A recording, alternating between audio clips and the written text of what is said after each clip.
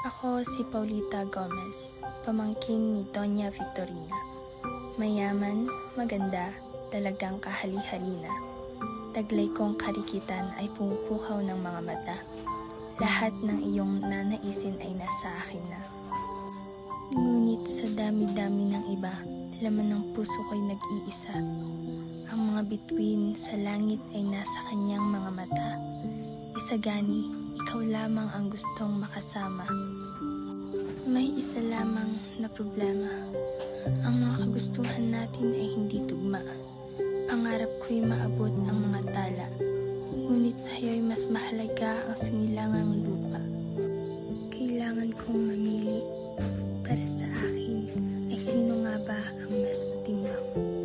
Si Isagani na aking tinatangi o si Juanito at ang kanyang salapi? At sa huli, sila ang magsasabi. Ako ay tutungo sa altar, kaharap